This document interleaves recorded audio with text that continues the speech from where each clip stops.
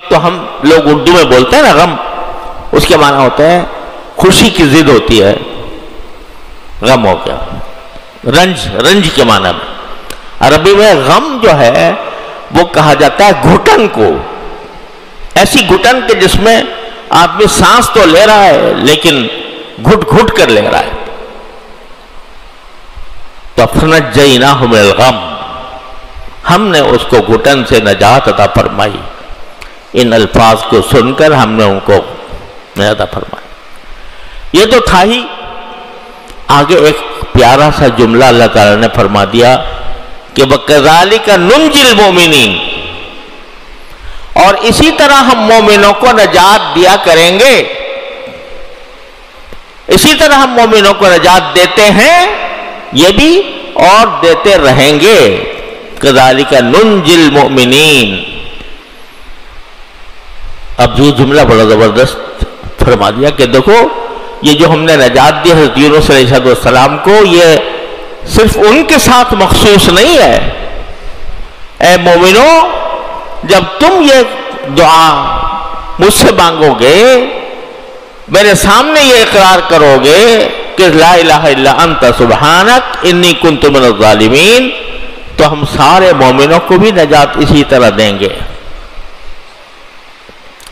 تو ہمارے حضرت فرمایا کرتے تھے، اللہ تعالیٰ ان کے درجات بلند فرمائے، یہ جو فرما دیا کہ ہم سارے مومنوں کو اسی طرح نجات دیں گے، تو یہ جو فرما رہے ہیں، فرمایا کہ جس طرح کی گھٹن میں حضرت یونس علیہ السلام تھے، اس گھٹن کی حالت میں جب مجھے پکاریں گے میرے بندے، مومن ہو کر پکاریں گے، تو ہم ان کو ان کی گھٹن سے نجات دیں گے، جس گھٹن میں وہ موجود ہیں ان سے نجات دیں گے۔ تو ہمارے حضرت فرماتے تھے، ہمارے حضرت فرمایا کرتے تھے، اللہ تعالیٰ ان کے درجات بلند فرمائے، کہ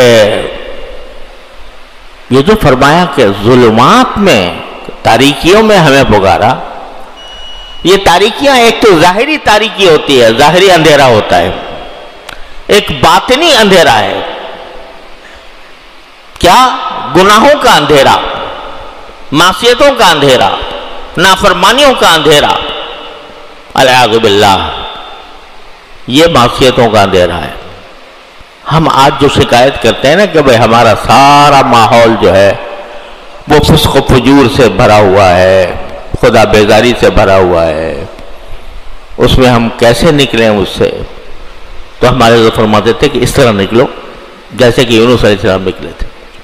یہ اندھیریاں ہی تو ہے نا، یہ مچھلی کے پیٹ کی اندھیریاں نہیں، اس سے زیادہ خطرناک اندھیریاں ہیں۔